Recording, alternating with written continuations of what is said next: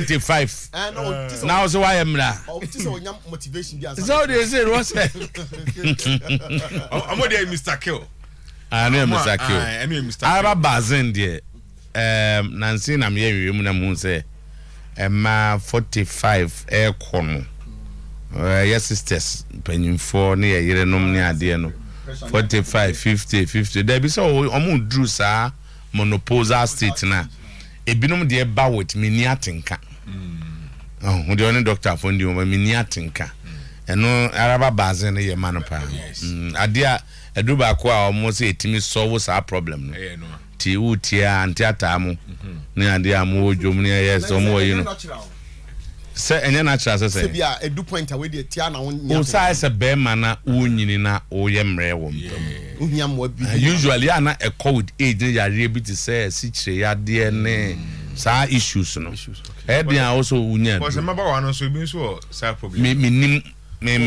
maba wase de na ane yo catch on me I'm not into my say me nya maba wase na me kan do the to azuke o me say awo nim say o ye no say o so kra de ano Araba baba ti dan ba kum ni ni ageto baba minim mo ni ni ageto no but that dey ko ade na ketwa de panyin na ehu o baba man da bonte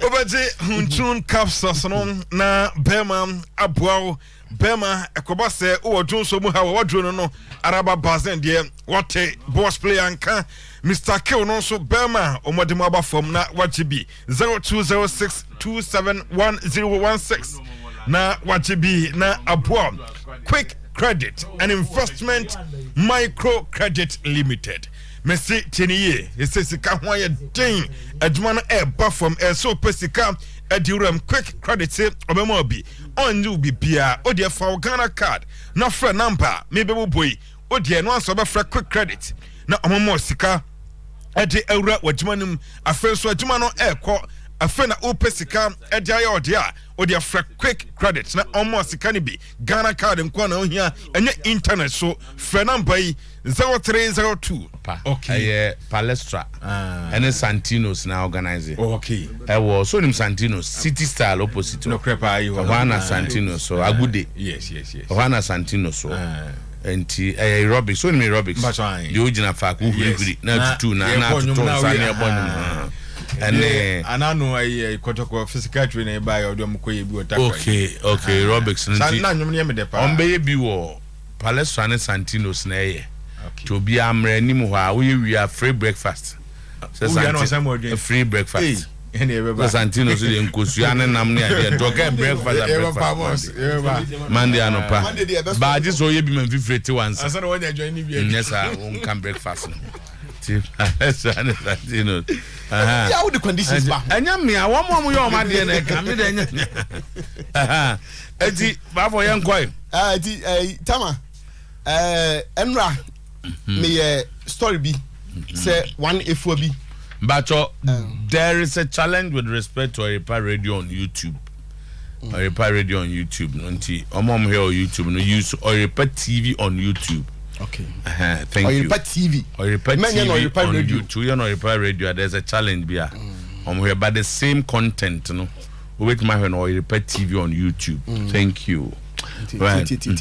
Titama the said Efua was not in Tamale but rather Bichim.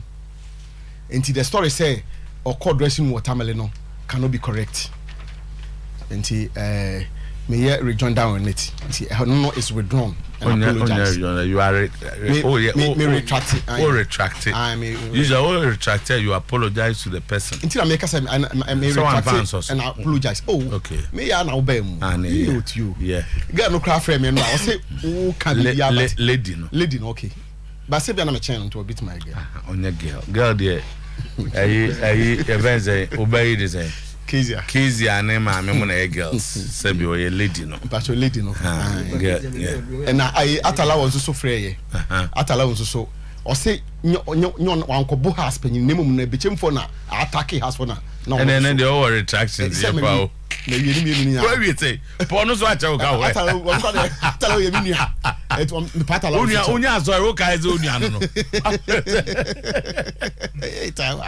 That was Osika. If you are near Talao, to me, Bassa, but Chimney makes tamale near the side.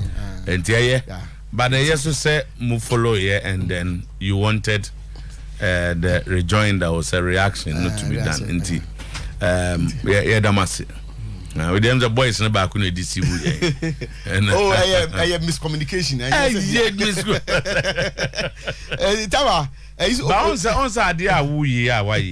It takes bold people to do it.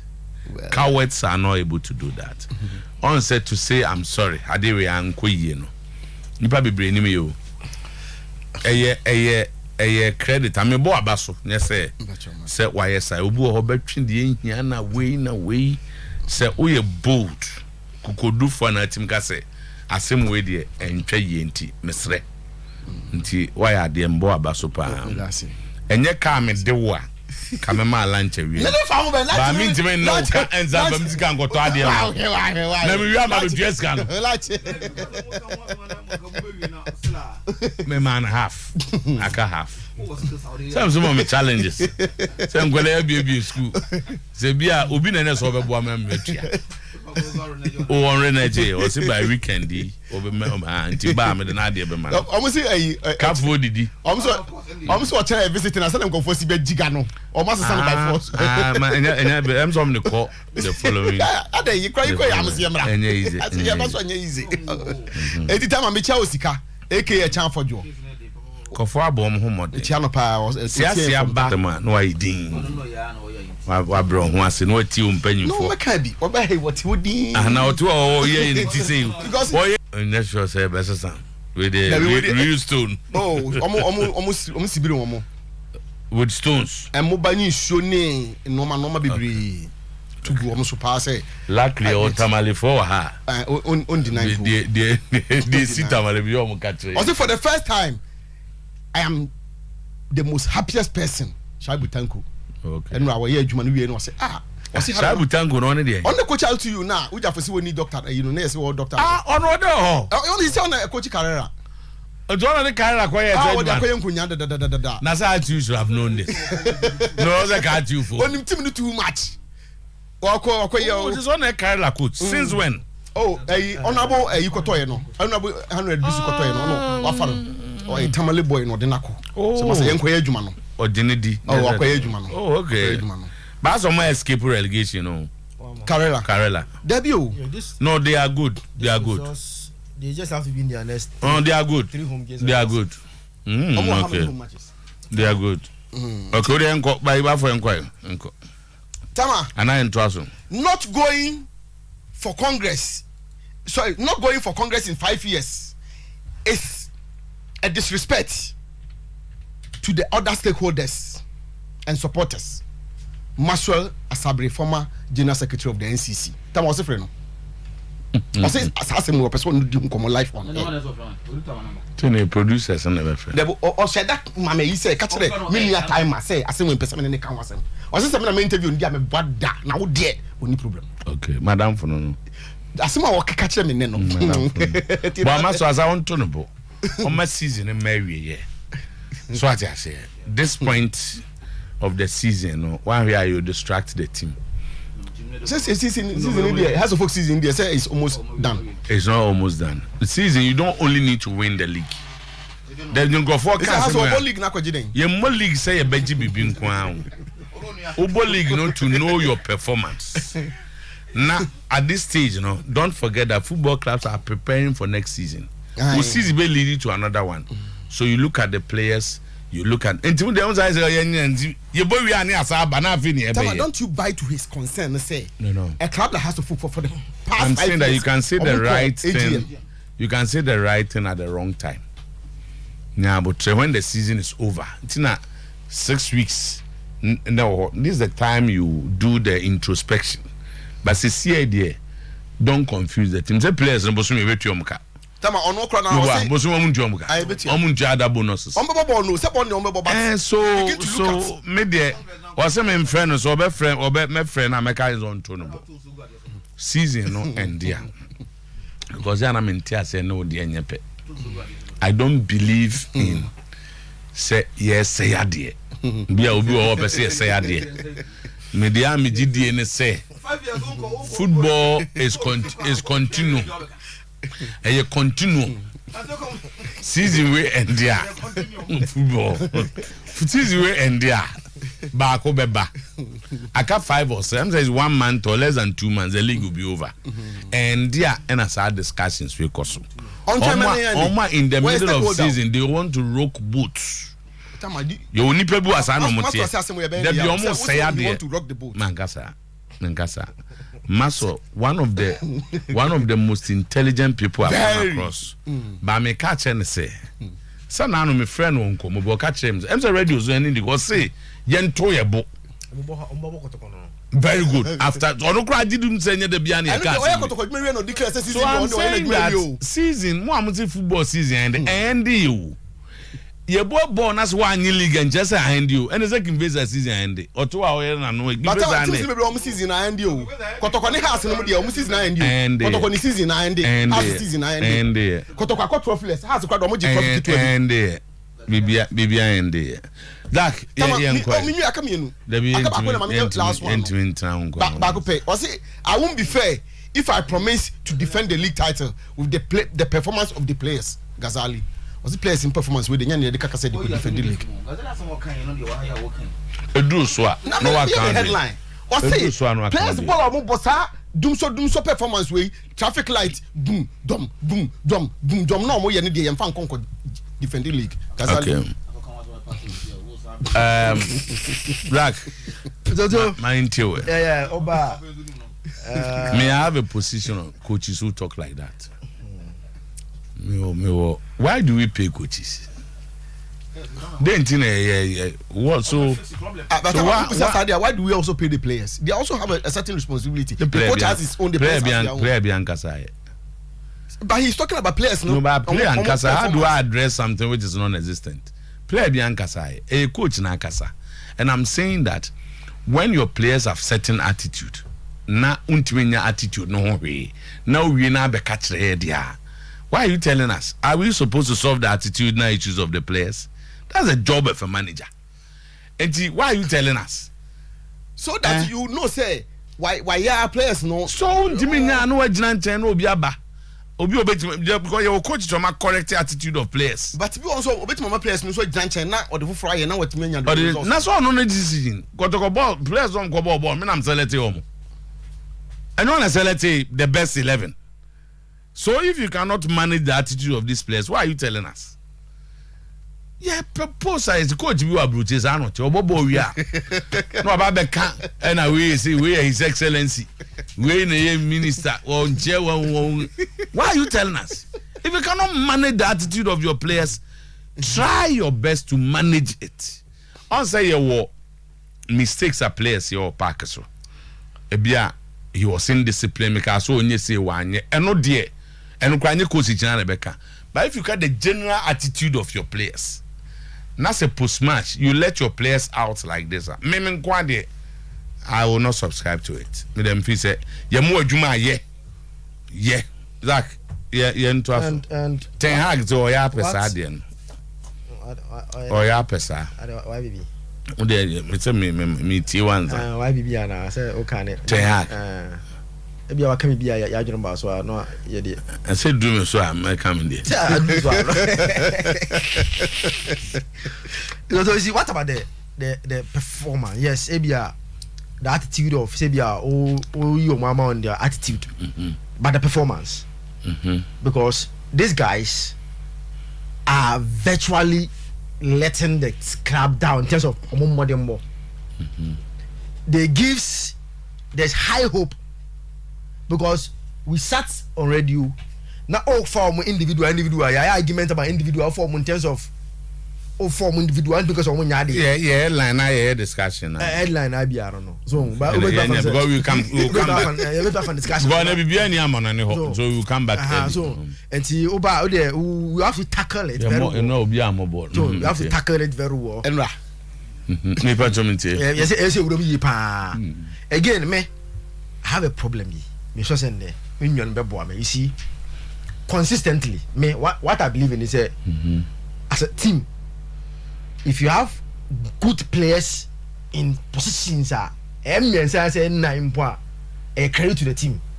You find a way and support all of them. You don't try to. Times out to me, Kasa. You are quick to ask me that. So what are you, sir? Munkomra. We are also young comrade. Foreign, you know, to Kasa young comrade. Yeah, but that's the party. That's to say, wow, observers are there. Meno, I have been on Coach Ghazali's interview. And other coaches who do that, yeah. And other coaches who do that. And I think pregnant with many issues. Okay. Especially, not some kinds with the players' attitude. Yeah. So, let me tell you the performance and would have been okay. Yeah. But so, are the attitude can one? Let's say that never be a what behind the scenes so the supporters any way. You see the point? And you unim sani man. Me, to be, but. Yeah, now over corner the Kotoko cycles back at us and you create. And yes, cycles as a Kotoko cycle, but the Kotoko family no back at us and you create. But with the small coach, not kind of chess anymore. Because not so many. So on to be from the league, tired, with the performance and the attitude of the players. Underlined. Attitude of the players. So to your coba, you're pregnant with many issues. Your coba, you're very that's it. Now yeah. Then that's it. Or as I took to Corona, so too. Ora, Kobna Japan, Kobna J Japan, Dino, Funa no. Then somehow Wakano. As you near because me free say, the model around Kotoko in the and you're the best. Okay. And you're the best. So we'll come back to that. And yes, you're the best. Well, Zach, young Kwan, and I say young Kwaman and Biana will be before Kaka. Oh, say this year, I draw a money board do until this year, I don't know. Okay. But I'm sure I could Pogudula, Mammy, congratulations for making sure say league and I say everybody for on food. They look like there's so much no, no, yeah, the energy. And as I'm to go 1 month to go about cancer. And so I told you, young can wouldn't rise and as I went from the Radana. And there's a 2 go baby. No, I have got an empty and to make a Yabo ball and rack and come once. There's a single voice we say 2 names yet today. Nam Gaza Hassan. Oh, Mr. 3 will be no 150. Oh, Mamu Luzu, Nazi and Modro. Lose no Luzu. Mebaza. And no, dear Yam Refina. Yam Bibian Yaman, I like it. But I Bibian. Diana will be. Who will be a kind? I didn't see Anna Bond the Artisono. And we're near Premier League game. United and Tottenham. A very good United first half. Then very poor second half because that is a very good Tottenham second half. Yeah, also American very good United first half. And a very good second. Then United second half, 40 passes. Tottenham took over. The mountain of pressure, 2 goals. But even that in Pono, United have a very decent chances and second half. Bruno like this, one goalkeeper Nkwa. So, and the second half, arrogance be by now. Arrogance be amba, and then just the normal star now. Not pressing, or the other 2 pressing. Winning position. Oh, say your question is Busaba. See, and say Tottenham pajama so. Tottenham, yeah, Newcastle, Jom Sissy. No, Timber Jom. So much city, and I'm a Sir, much city. Tottenham and tell you how much city. And she say United. Miti. Oh, Rosso Jasa. I better ask that to Rosso. I'm ready. Say, or chef tries to go.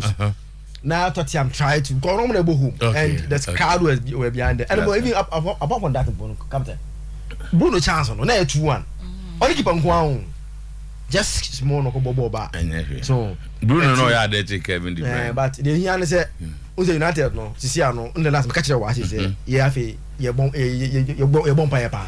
Bruno Bono head Tottenham to play very. Say mo musu ya is that opportunity to be anya ya. No be anya chance first I say na make obi anya no anya. Oh yeah do pa. Enya do pa. So and this year no look must to United supporters so la me catch why you bomb pa okay say Lisandro ne Varane prayer na ne say afei say do compare bom and there so we share ball na we can manage and be in the top 4 ne Acheampong next season Lisandro will be back Varane will be fit near 1 or 2 signings be can one then we challenge for the league trophy next season there is challenging for the league trophy based on the signings via Ten Hag guy because watch let's say signings they are master of signings Tala Valencia so Tyrell Valencia and who got some no the tray and Sabi Sam what did they tray ayimu Lisandro Matres okay you feel Casemiro mo you feel na engofo be so mo tell voice keke on this issue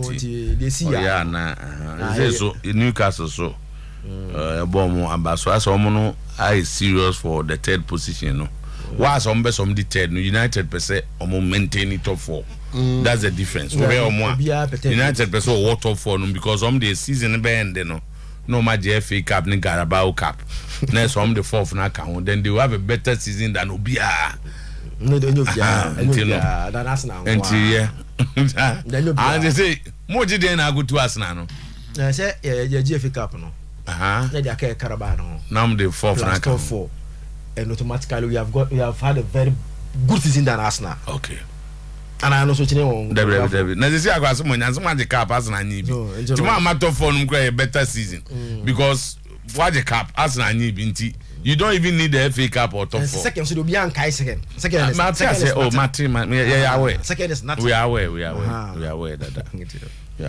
but the but for young kwa minim who can Ghazali DNB somebody is a few people are getting me wrong here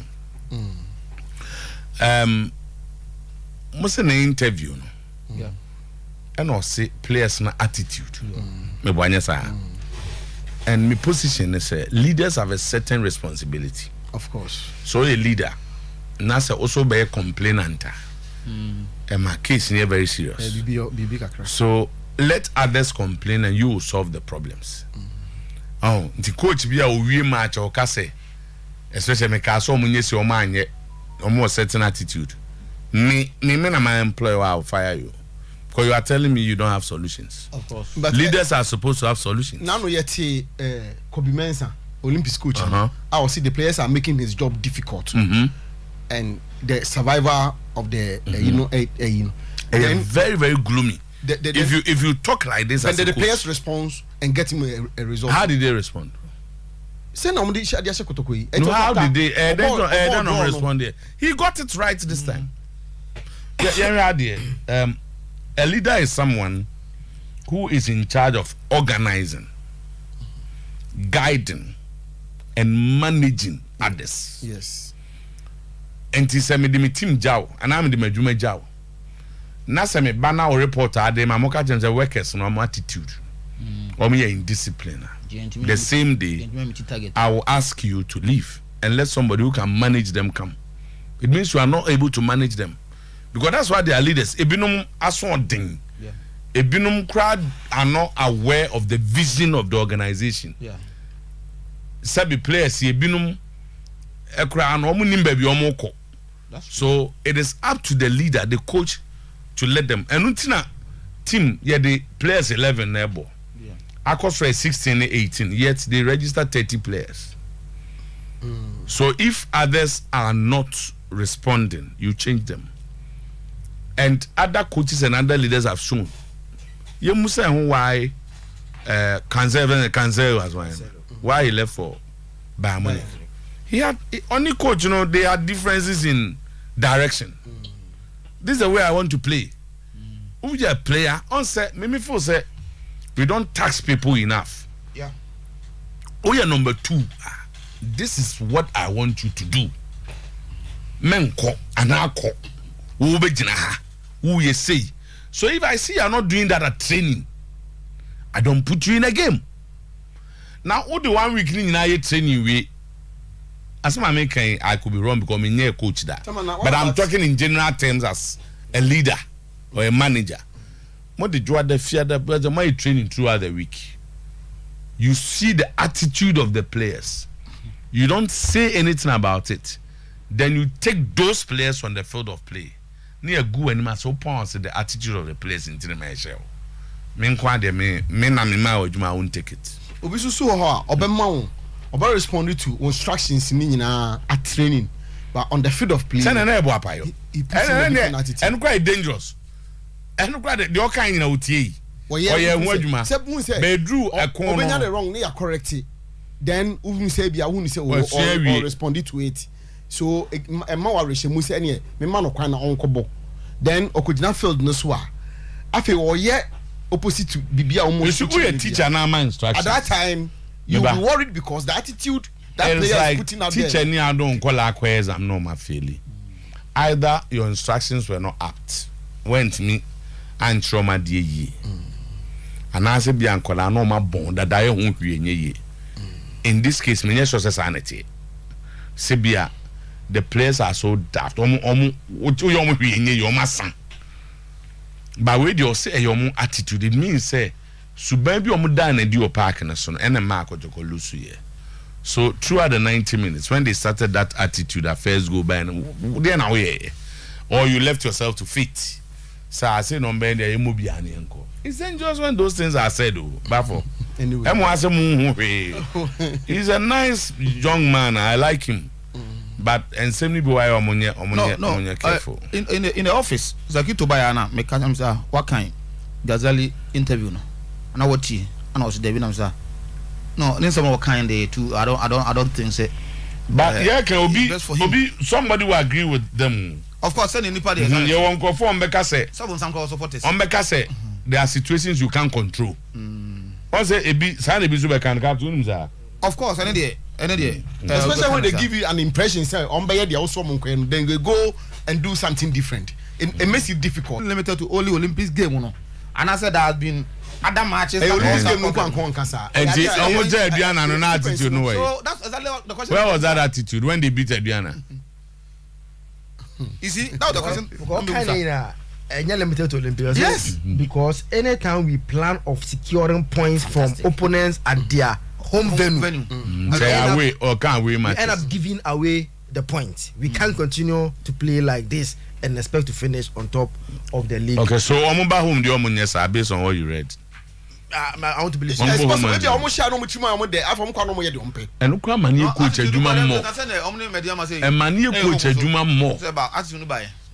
And mani coach Juma. What do you tell them after winning? Oh, quite win. And there are some nakacho mo kwano.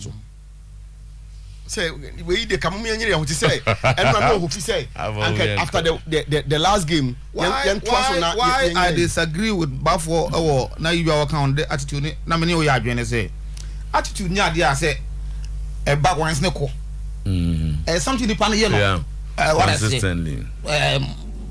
baby it is a part of you it you know obetuma hwe me na wa ka say Sasa this is your what attitude that attitude enye sisa me down me. Etinya se bia. Untampa be me dey. Select players no. Oba ha kra na ti se obi aba ha no na ma oba ha no. Me ma kwan say obi kan se bia. Enya ya se no ye ka.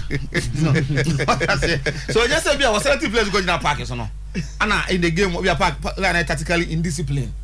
Sa dey bia akose bia nkan limited to that match no kwa. But where there aye ade na akoso sa. So attitude that a coach you need to deal with that attitude. Because so my information tells me that some players that Coach Ghazali umpe onya omo or joining and there could be a reason. There could be a reason. Yes, any out of nothing. That's a coach and only coach be on the player. Attitude is so a part of. Yes, only what I say. But if such player, so when you know, pair so was own attitude and then more than ball. But yet, bono in your game. Because a problem with men in defense of the coach say ebia me the years and be Japan was setting attitude on today what is he going to do? Only choice. Only ebia the difference between a Japan and the only was so much so that you have no other option than to use any other two again. But my point is say you should take enough steps to correct it since that's the only option you have. That's and you can sit down one-on-one, talk to them. Also, some of the coaches on players in Incomo. Oh, and you say, look, we have 4 or 5 matches to go. at least you know we have a job to perform. Your coaches were casa. Saying your coaches I listened to Pep in one of the post-match interviews. After first half, no, he didn't even speak to them. He asked Kevin De Bruyne to address them. Yes. So I said, talk to your guys because they say, "Crowdy, there are a lot of skills a leader say use to." Yeah. But so be I didn't go for attitude. They say, "Yeah, me young yeah." And then I make us say it doesn't. In fact, confidence. No, for example, there's one player. Omoko Beckham Chelsea. He opposer. He doesn't want to use him. He's a centre back. Along like there was, technical meetings, discussions. Then say, unmanable. Then so the issue is no attitude. Then there was a mistake and know the attitude. Not purely strategic. No fool say. Now as someone go new, also okay. So now you must go. Minimum kakra. Then he doesn't. Already, Jana on you But what impose on him and then there was discussions to some extent. The next game he didn't use him. Next game he didn't use that one starter player. They won. Though one starter. So though the player didn't start. The player didn't start. But in that game, he came in and have a very good game to the stand that goal saving line. So obi the player boy, matter also be there and clear boy. You can make any argument about of that. Then the next game, that same player starts. There was a problem first half. So consistently. Problem saying injury or another coach. Performance. So the coach doesn't like him as a player. Like on penalty, but if he say performance, But if you look at the Kotoko defense, and better than let's be consistent. The point I'm making is that Ansana and go for best 30. This same than lad is one goalkeeper. I mean, just saying in recent years, Kotoko did goalkeeper be so saying. I mean, they like him. When they are saying it, and just say, they are talking but about supporters as they are, say, Opadia na ye mistake back yenua, obe complaining. Nya than lad, no, the pressure, World Cup, one could be a say, the same than lad. So it's not like they have any issues with Dan lad because they want results. But so I mistake back home. Mananya back home, they will talk about it. And you say, no, I don't think so. Well, but this boy has proven say. I mean, potential, yes. And to create mistake back home, but channel or repeat it, they will talk about it. That's how football fans are. The team now has not been good this season, and also they've not been giving consistent performance. Even now, we analysis of the team so much magic league. One factor you see at Kotoko side, and they say. They give you one good match today. The next game, now more flatter to deceive. So, you single out one player or two at NFA. That is why you feel say, coach, interview I think they should accept it. Say the team is not good enough this season to win the league. I think tactically they were good. You could see say because this is what I saw about Fubinchano. I saw a much more determined side. Yes. Playing the other. Yes. So Olympics for no played as if their lives depended on that game. And men who saw Kotoko Niasi. That is the difference. So Olympics for no one say some lose match we are. And they are doomed. They are off. Kotoko who say yes, if we win fine. If we don't win, nothing happens. I mean that's how I saw it. Sammy Behe my office. Baba Isam can say yes, Saddam say this Olympics attitude, I'm to me keeping for 30 minutes. I got problem because they were chasing every ball. But Biase and the coach stood there urging them. Yeah, no, my bread. No, my bread. Very good. Now, go. Me one player Kotoko. I don't do this. Me feel say he flatters to deceive by Cameroon. This is in the but you boy be me hand arms. This boy. This is him. This boy me there. Kiki ball beams. Now we got to say, I know the boxer shot will each say the bono. Jordan. Open Jordan and Pound can. Where they are. Come Japan Casa. Come Japan Casa. Mr. Ejapon say 1 pursue beyond Sokotokono a Otum for the Etienne. Or say a Sometymer Otuo-Acheampong. There's no argument about that. Or say Caneno there was a model. Nipa bako na Otuo-Acheampong the team national sa. So the Shannon sa no fan grofwa. Yeah. Or person no mo eye adwuma no. He thinks that a better proper to go back to that model. Na of course one na oka say Samreno say the team no ma na ya nya fi na oba be ka kire obi asa waboka ana wanya mfaso. Nobody was interested in mfaso ana woka. Entino then ono okasa based on what he thinks is the situation say. So yi Omampenyi and Otuo-Acheampong free ha kotoko chairman no on the most powerful or choose the influential person ewo man na enema ewo kotoko chairman die no hono yenkodi mmeka maboka ana ma yewo into the koye na sacrifice enye ne se obenya ose otese nkrofo ka se investors kotoko nye investors bi asem na Otuo-Acheampong yi a board the background of fan board member or more no be adwuma no a or say bi obi ade 200 or can 200,000 say nipa 7 you have 1.4 then why seed money and their mercy no na or their 2 players na the number the team no ka say nipa ni also you be onim de enti no obodin or come say ntwidamfi Sims Kofi Mensa Yabewa Oforinu Akon Alenjima.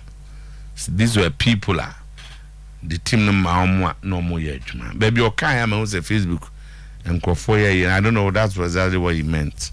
Or say Fabia Asantini Bema.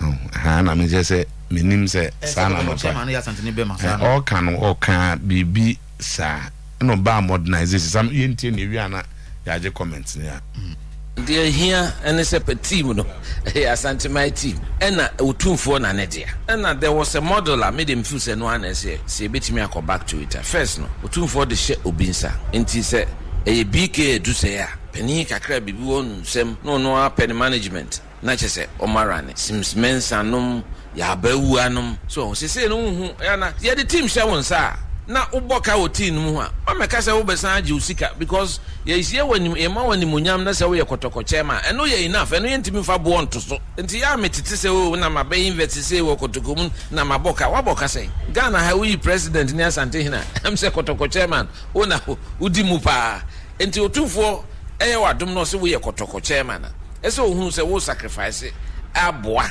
wahye ye nyese bia afi na wo bepe usika ana wo benya sika wo mo na ese wo bibia wo de beboa the team na peja na esi ntimi de sa model of running that football club because a traditional club wo bete e binum se o ene ye na investors e dey investors there be wo pese wo ye board a member na ye bobo din as board e bi kura say 200,000 kura say wo de betum once na nti dia board no ye 7 na ni bia ye kura 1.4 million na de aye ama chief executive no na de aye recruitment na de ye team no intimidated the message say tembia no odi mintimintu opemsofo abonten sei da ni nyaaya enka odi mapani bia onimde obetimi mobilize nipa be nsia ana nso ana enum bia ka ne ho no my board say first no simsmensa ya bewa entwujamfi alenjima no mema sandefo mema ni wo ma ofurinu akonom type so no mo ba ya ndi sika kakra abeshem na team no yetimi anya players papa na team na picture eno na megidi say here of course we should modernize like I mean football is being commercial around the world enti me de kakra futu kakra dak chase man na ba for bana so oti metie pa I think first on the model, old model that he said famo bina on vanco for na nisika na they should do contribution na those ubaka mfasobia debi odie okay odie mesre no baby a we asia kwakoduru no we've gone past that model of say beye na osom na ubaka na odu kwakwat no baby debi nipa ayebo mu din nyina na obo mu din no go back and ask like how did omo wiye no say ka omo sika omo ka nyina wiye no how did they end?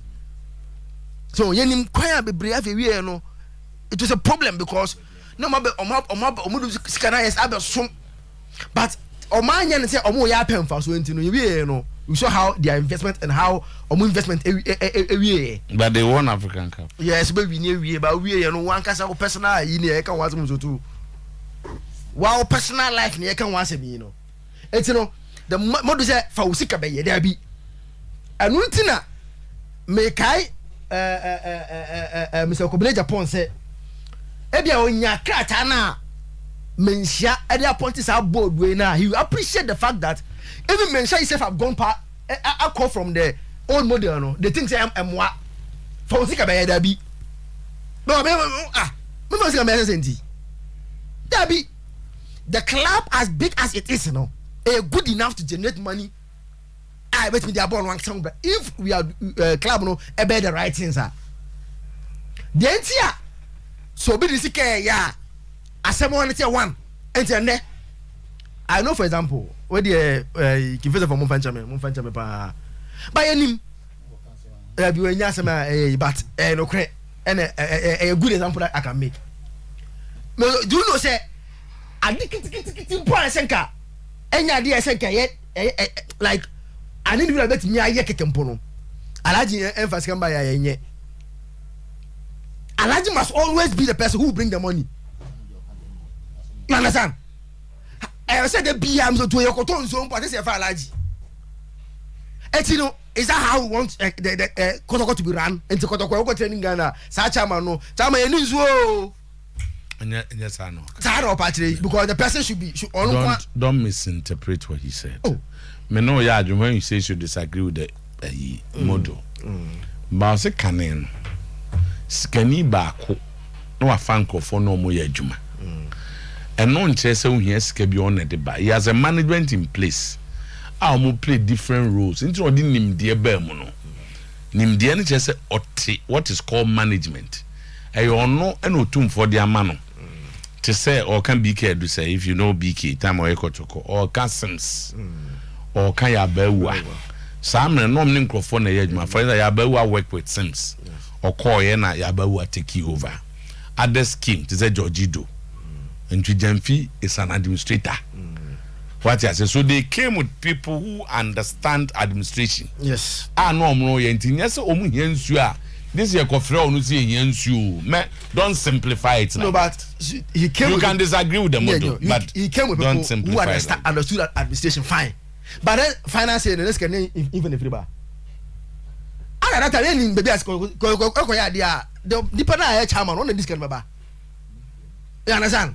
Seems more and it's not as if the team was not generating anything. No.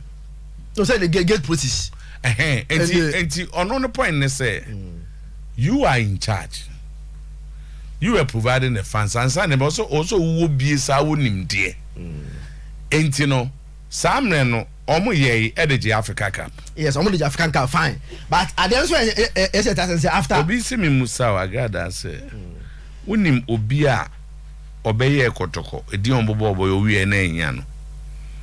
Wo ka so mwie na ehia mo ne ade no.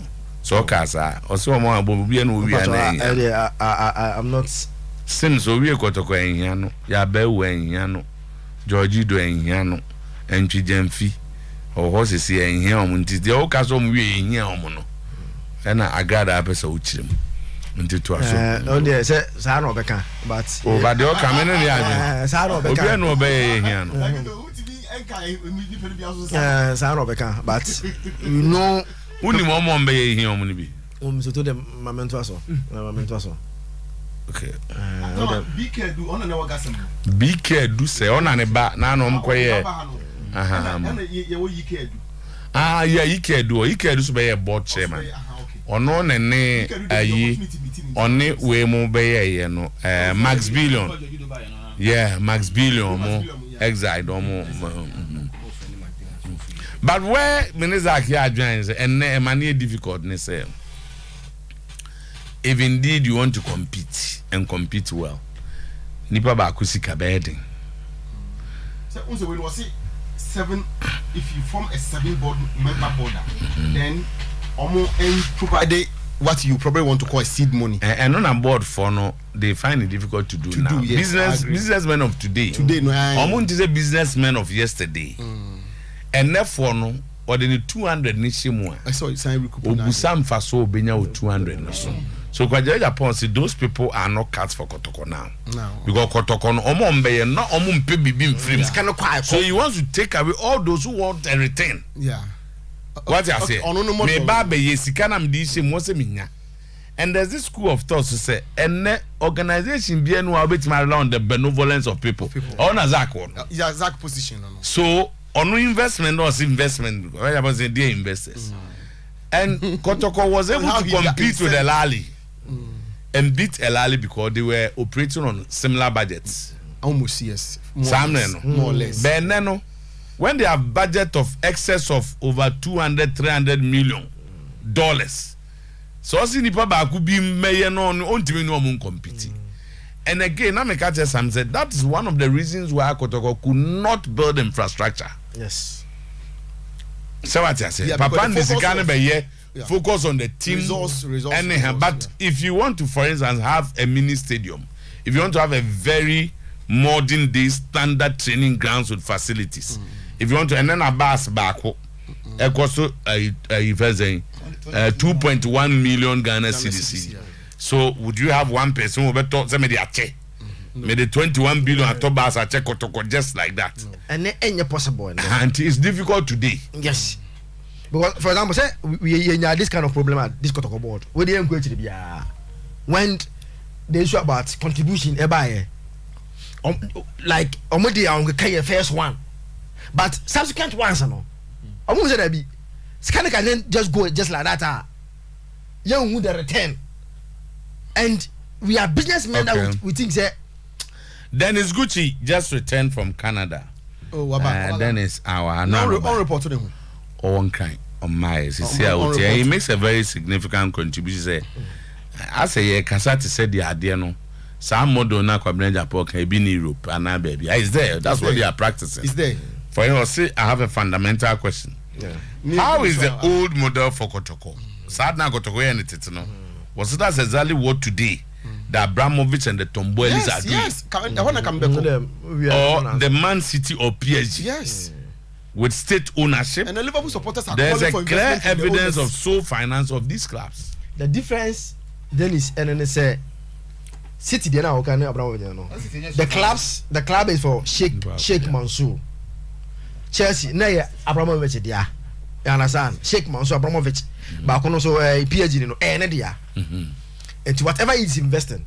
Okay. So they are similar, member. They are similar in the sense that where there you tune for there. And what they are sending nana back on. Say yen to say the Abramovich mo no. Because o tune for can't just have so be fan for so be. 2 years now nyam for so be fa. And your mom be BK do say anyone I don't know on record. So bi kokobu a contact is sika menye ni. But Kotoko was performing at the highest level. So the point is making is that what is the difference between what Tomboeli Moye? No, the only difference is that way and India. Yantiana say, I go from Vajapadi and Chomonana. Yantiana say, Herbert, as Ogun in the car boot Mukonkrai. One guy. Supporters, supporters, the guy, oh, the other man in the guy. There be a Dimpa. There be, and Yanunti, Oh, I just send them an accumulating and a code. For decision assembly, can find some and show you and desire. Dear Ma Herbert Coyeno, and yet Sikani boot.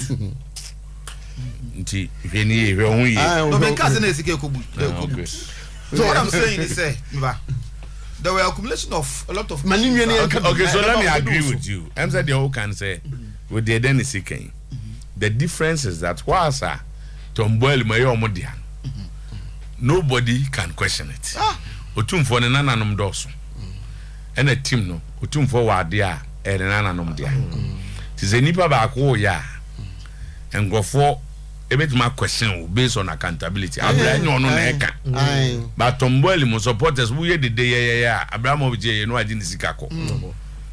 So I think that's where the difference is. Daniel Levy. You touch more space. Kaya omuna musisi ai. But him ne dia. Onesa. One akwa na bi so ye. You understand? Team no omo aye omo dia no. Supporter no ye omo dia. Omo no omo nkobu akunta. So Zach, maybe you are saying said the old model no can in the old model no would have hearts of folk use that old model. Today it's happening as folk there no. It helped them. It's helping them because they different. They has their no team na to be there.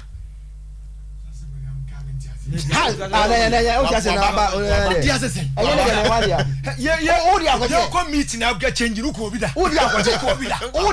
Me be say you no committee na change abajaba you go be that.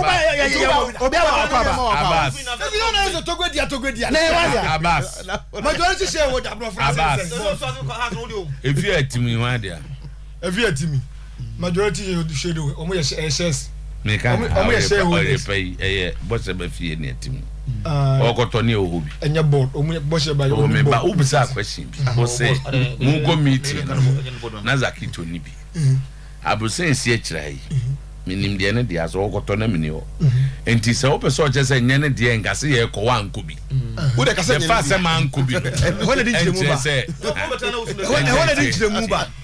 Ti o ka se na ni hobi. And don't mean say de ne de ade o de me no nya. Da man ka se ba wo betima tre de enti a enye ne de.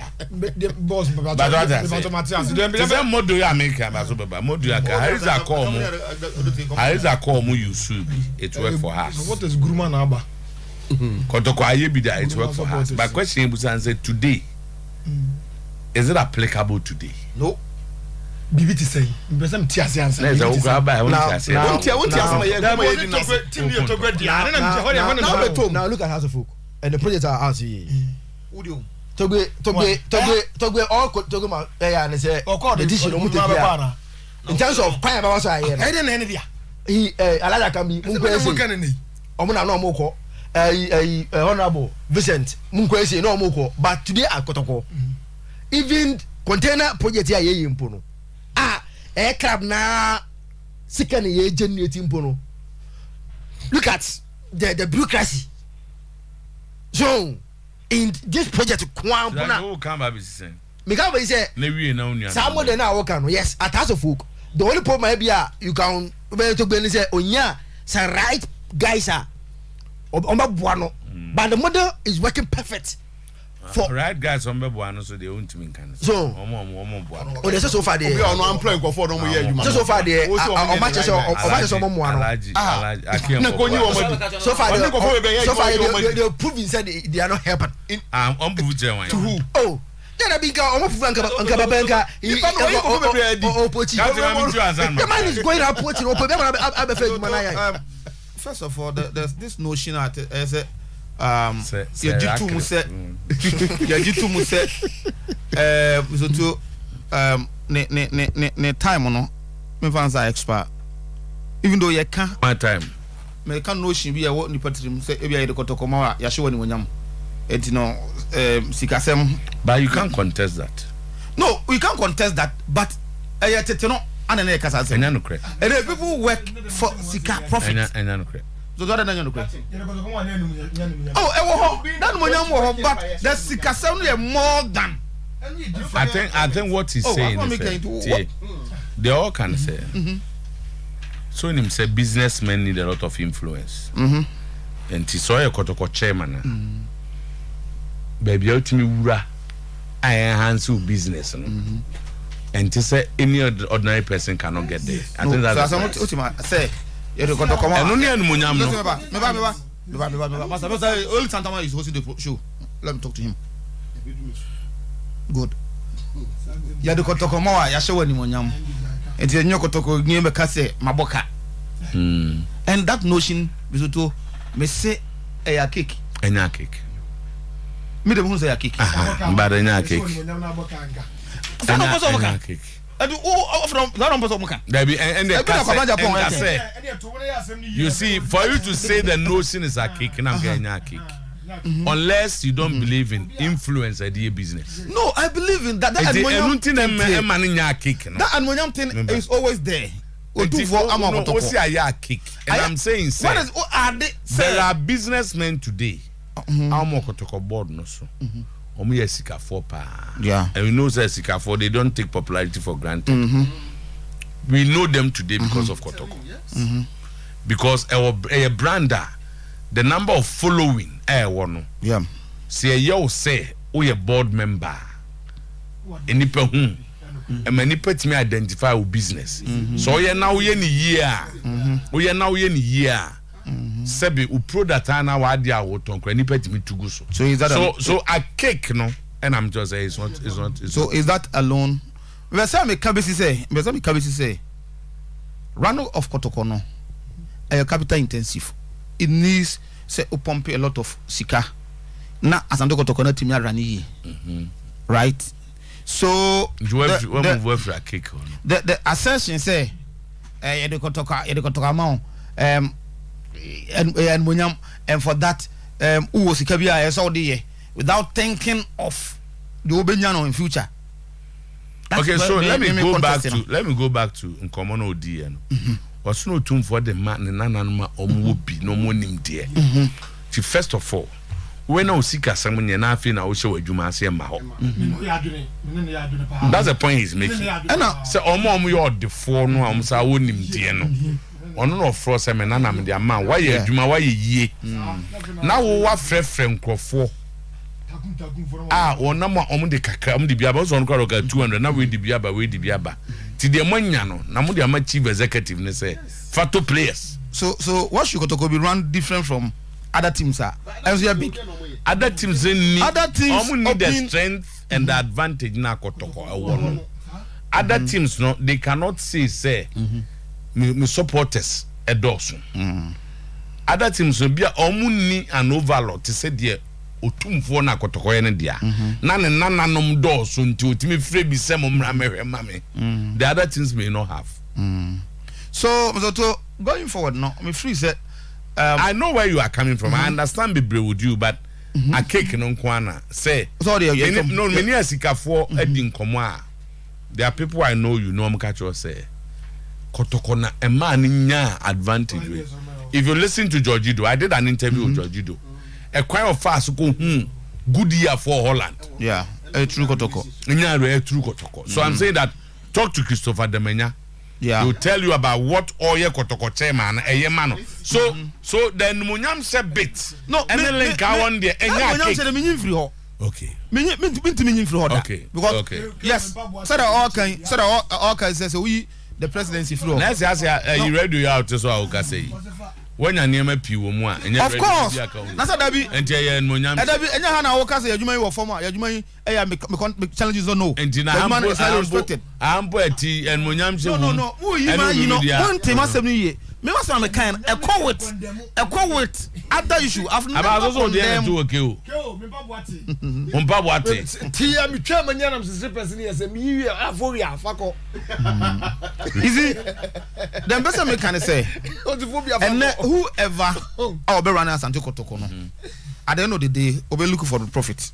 And no kase, M1. And that is where me person catch and say, "Sa no notion no, me no nyadwene." See no bia. Elei. Na yede na bika do say mo ye na no mo nye na tete na kasa e bia brebi atwa mu na nipa be ye ba na ni masesa bisoto sikani be ye so wasande fo adefo bebrebe e dey na togbe onya o has togbe enei or build future e bia for the next generation e bia for ne ma It has to focus. So is that also not a sacrifice? So you ask yourself. Neba Senka or pay business everyone direct results. Kotogwe is an investment person. He's a banker. Data bank. Yeah. Maybe this cash will be scan. So why do you think he's doing that with hearts? Wako rough football. That investment. Then no, Mr. Togwe ewa hasanya.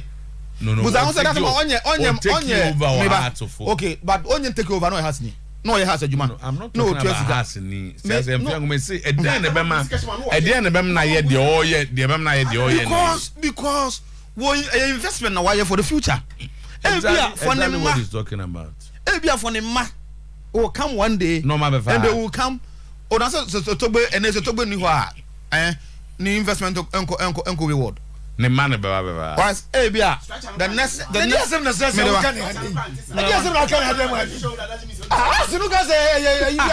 what are you talking about? So when you want to say so the house of folk go on now. So Tobe if Tobe is not anywhere.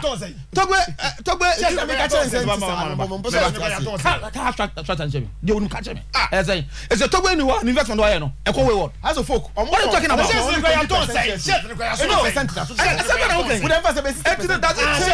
change the no she said? It doesn't make him. Does it change the no she said? Who is talking about? No. So talking about the owner here. I am talking about sending investment. Yes, as I can say. We know na better. The any woman. And no new as any man. Obetimi I dey jane ma. Club no entity no. What are you talking about? And you talk about investment on your account. So are you talking about house of 80% baby? When I can want my work come to go investment. So you can to go investment on us. Also there are something also do what be done ma. Yes. Of course you can go for everybody. What's what the house money ma? Me to have a man. Or the name gatem there. Sorry. What see oni ho a ana me see oni ho a ne de no the man ma. And also whoever he chooses to give the person to. So Captain, the can say the old model cannot work today. The old model, Mr. Otuo, ebetimi a work here, right? Na ya ma enipa no a certain time frame bi. Oh yeah, Juma no. Onim say if I put in a 1 CD, in the next 5 years or 10 years, we are going to gain this. So what should the model doing that? Also heading. Like I say. Sena ebeye ne Kotoko, how should it be run? No, Kotoko should be business friendly. I say. Kotoko should be open for investors, people to put their investment in Asante Kotoko. Not team running, still to be open for team. Investment, no, because investment. Buy quality players. Investment, not just say ownership, necessary. Yes, sir. No investment. You're talking about Man City. The Chinese people came in, they bought about 30%. Chinese. Yes, they bought about 30%, invested in Man City's or more academy, and for the ownership of Man City remains still it's hard for them. They bought 30% share in Manchester City. Chinese for of course. Right? And when investing in such kind of buy, the owner no sika or na no. But Kotoko cannot be sitting down there. There be other teams are Kotoko ni PS no anymore. See Manchester City, right? When the Chinese people were interested in Manchester City, they bought about 30% shares, or it could be less or around 30%. And almost invest in Manchester City movie. So the ownership of Manchester City ends inside. So as Anto Kotoko, who is the owner? It had people know that's only the owners, only majority shareholders of Manchester City. So Kotoko can still remain Otunfo's Kotoko, but you allow investors to come in. No, what he's saying is that Otunfo there, he doesn't need investors. Or investment, no. I stand to differ. No investment, no. He's the owner. He's the owner. But Zoto say, "Oh, Kotoko, nena so bana say." He's the owner. Investor be no scratch. So why is it that this? Why is it that? I didn't say this worthy men. Our more board use I buy bomb diani account. This account prada ni account. And then what do you do to it? You are born and soon. I didn't hear. And then no, woman, a CEO. Through their ideas together with the CEO, no. Woman, to me, a generate commercial revenue. Any idea they run it team. That's the strategy of the board. Currently, yes. Omon Cotton, Prima will be also investor on very mrem. And we think it's okay. Oh, but that's the way it's going now. But is there proof? But the other people who are still telling your movies and no crazy. Even though my any document everything that you know. But what I say? And then people that's so I can say. That I led administration control. And they are pushing it because. And some are kicking now. Saying. Minimum station, I can say, your man. Okay, you see. May I believe in education? Sebia, what is so? And trust saying. Me say example now. Me say. The last time, you better not even say. No, talk about Mami flu. David Betraha. And still, people think. Including some of the radio stations like we are, things that we allow David to come and sit here and lie to people. No, that's an opinion. Well respected. They make no. Me say, what is the lie? Unless somebody will catch it. Oh, when they say you can't use that. No, make us and I say, why is that amount for against? No, nobody. What that will be fact or only fact, but it's what they're saying. Mama example, Captain, and less educated. When you go to Manchester today. People are not happy with the Glazers. Yes. People are not happy with the way it's managed. Because of results. If you go to Arsenal today, there are people who think that Edu Gaspar has been given powers he doesn't deserve. So you cannot run a big organization and you don't have Obiabe Catros why are there. But rather, if you say Harry is lying, then you tell me the lie and you tell us what is the truth. That is exactly where I am. And yes, so are you telling me say that a man for income making? Oh, but I won't tell us. Maybe who raise the issue? And I make catch us say. So what is the lie? Me there. And to say yes, I am quite and forget it. No. I want Harry to tell me say, I deal with a lie. I cannot tell you. No, you raise it. That's why I raise it because of how Kotokono. So it is insignificant here because we ask here Kazekra, we don't even know the lie. And to say be a Harris will be a liar. Then Harris should tell me the lie. And then what is the truth? They are cross with the facts. And yes, I say me tia. When you understand? I understand American. I am building a point. And I'm in this game, the name of this game is evidence. And it's a raise issue now. I will ask you, say, Ebia, what is it? But the general rule is that. So if you ask me, say, what is it? There are people who like us. There are people who don't want to hear our voice in pool. Of course, that's why that is how society Some is. even come on our Facebook to insult. And it's all say, Ebia Obisi, Ebia Nanaya, and now board I say, I'm saying that is normal. I think quite dynamic. The only thing I say, may not be referred to the uncle for air kicker. And yet, that's what I believe in. Because me believe when they say the management is doing well and for that they should continue. Oh, I'll cry the key in you. No. And who was Nana mi busa say e bi ne sen. Na de na lie no. Na nipa kro no can lie no. See de na no kre no. So that we interrogate, but since you don't have them, we move on. Well, but what I say, we move on. If that's the case, yeah, we move on. So Mimi Free said Kotoko must be run like all those vibrant businesses or football teams are running and attracting a lot of profit at team no, because Kotoko, if Kotoko is run and run well, Jacomia, maybe Otuo-Acheampong ade Otuo-Acheampong there a bit different from others. So Otuo-Acheampong bases are me find Otuo-Acheampong bases are run different from the because the bars don't know Otuo-Acheampong there. Me can't say no. Me can't. The same with the bus business here no. E be na so Otuo-Acheampong bus I don't say there. No. You were talking about investment. Is it not investment in that aspect? No. You can say investment. The HRS are there no. Unu obi dia. Unu obi dia. And this are teams here where I can say. Enkofo Tombweli or the Sika chess and the Sika ne kotoye. But Kotoko there own to me yes sir because ownership of Kotoko 100% Otuo-Acheampong. But until say to be honest with you, Kotoko will not get to baby ever no. No, and you know. You are not opinion. See, you have a certain fixation. Me see, you can run and get whatever you are getting with 100% ownership. And that's what this can be shaman what you are running. So 100%. So are you no, I mean, are you inferring say no? So Basa, the run of Kotokodo must come from Mansiana. You see, sir, what they are now running. Based on how it is being run, this year if what they have today is built upon Otumfo onko fesike bia me she bibiem. Yes. But based on the equi, you are able to organize the supporters well. Corporate world, Omo who the ekoso, they are interested in the numbers. Any idea ekoso, you can move. Sir, nobody believed that anybody could generate 6 million, 1 million a man for Kotoko. Mebwa. Yeah. It is happening.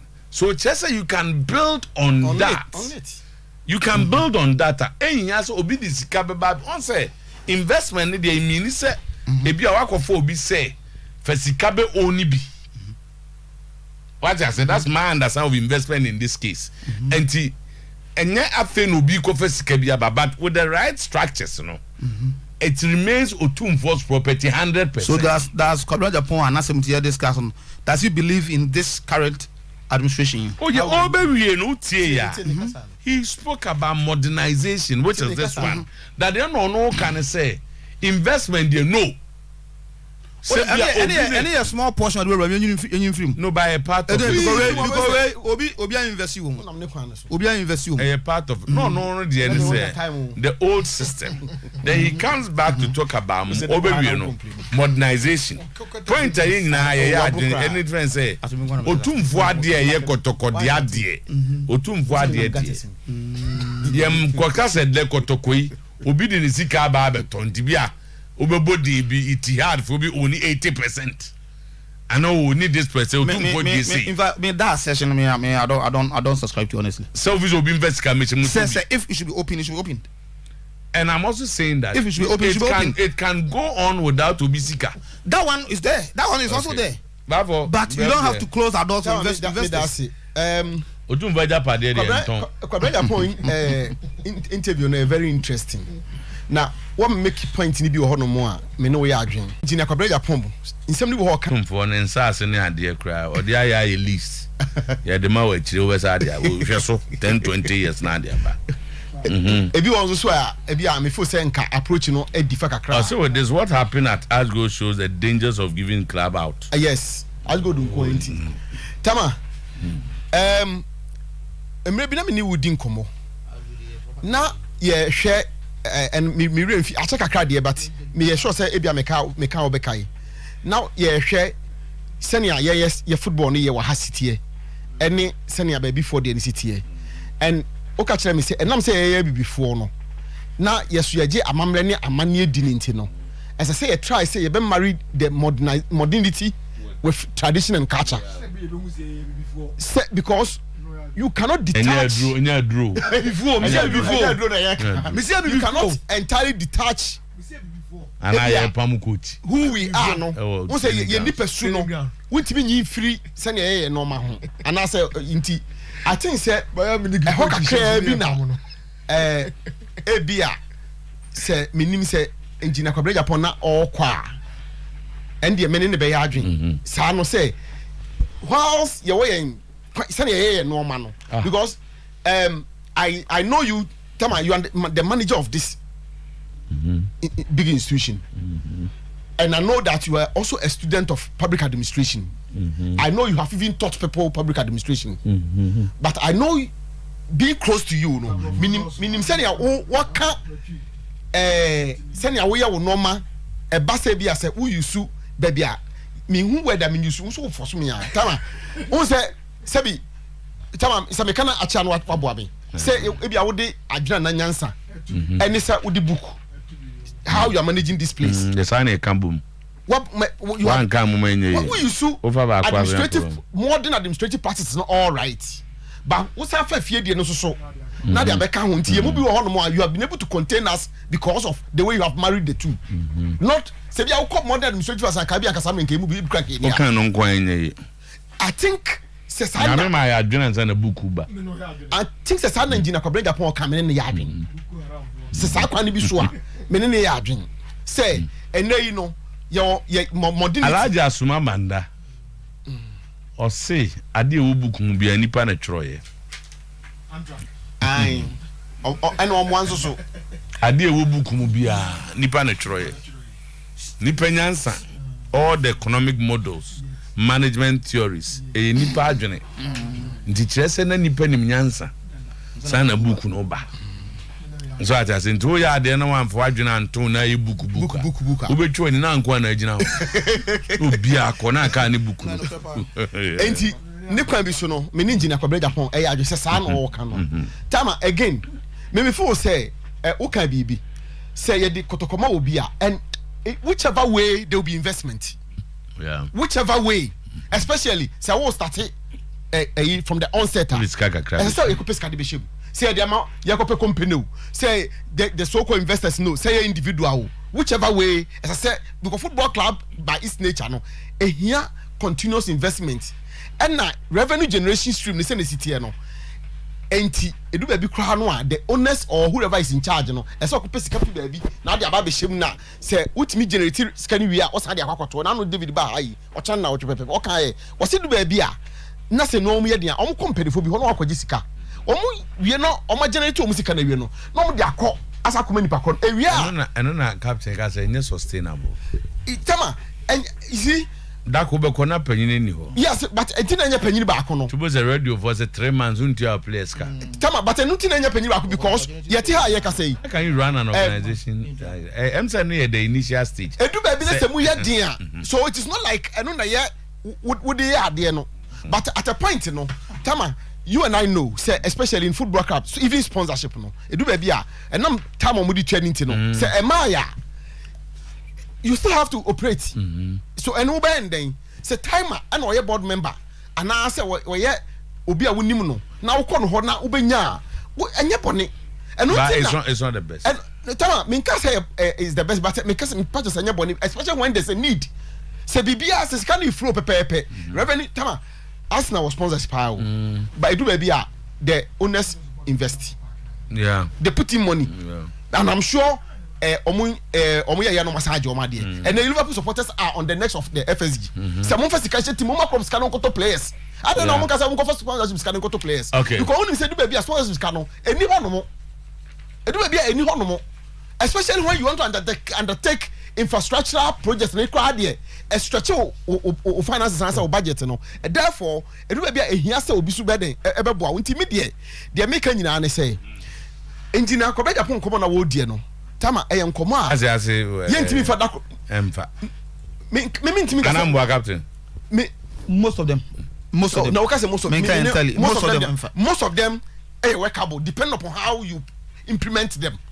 Most of them are workable depend upon how we be implementing in my view because say obi hunu say tama even on say sakra waka no kan san bi entama say waka say if the person current board or mokotoko say if they know they have 10 years and they have a CEO who is very brilliant security of tenure and they have a CEO who is very can we say after 5 years they will work on and hold they work with the CEO say masa ya ma say you know honey work within am say baby na papa na no.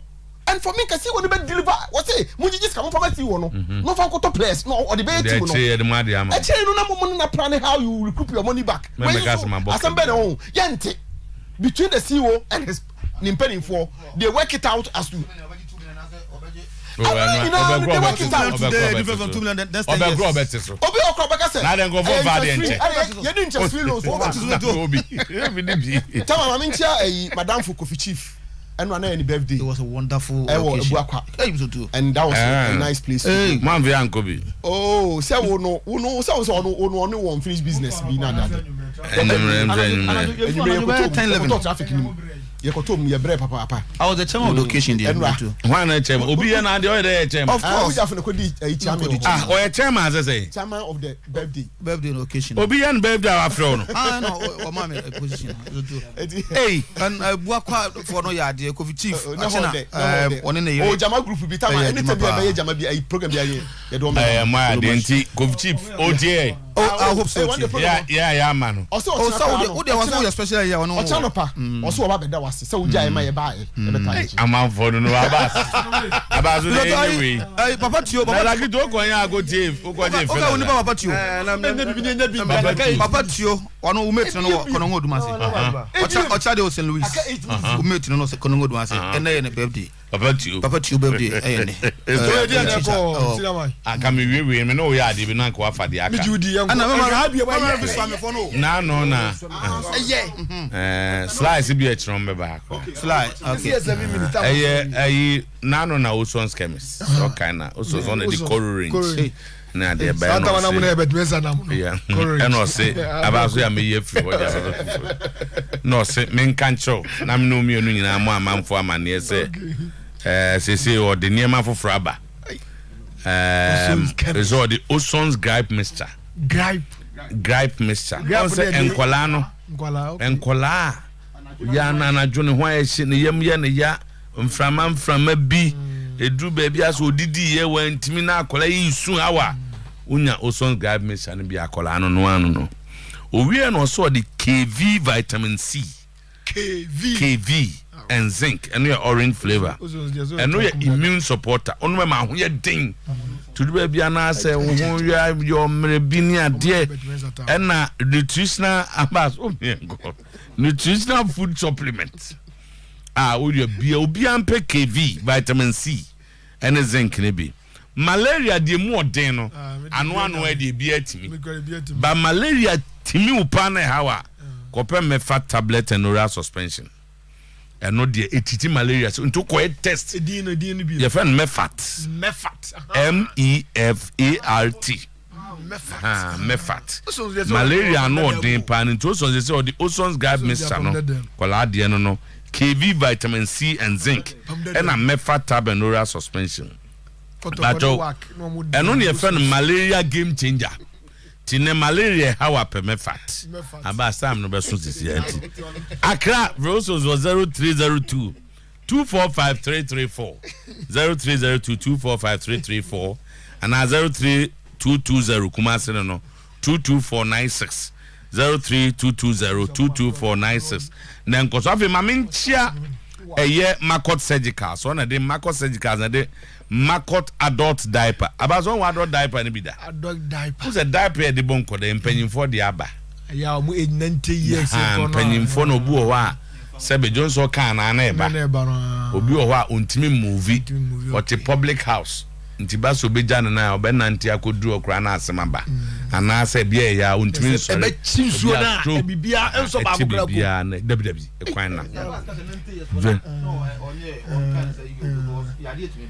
okay no yade na obehia sa ado dai ya bia oda ba bibi ntumi nkomba aha na je so wabo tu ye ya na yi na ya wipe ama se biase ko nanim tie ma o ma na di pretty lady sanitary pad na ba eno so boa pa ma ya ba so ba o baba panyi me man nya mema eiza oh okay se ne ba o St. Louis enti o ko school a o pe pretty lady mano hari so ba o Wesley girls Cape Coast o kwa no ape bia ma no ene panty liners no na pe crep bandages fa koma crep zakito niba onyango ware enche enye so niba se de otimi mu ba ware enche crep bandages no so Makot de aba number 0244314310 0244314310 abas de aka eyo de aka ka message me no aka mpo ka me enko de na afi abas na de aka ni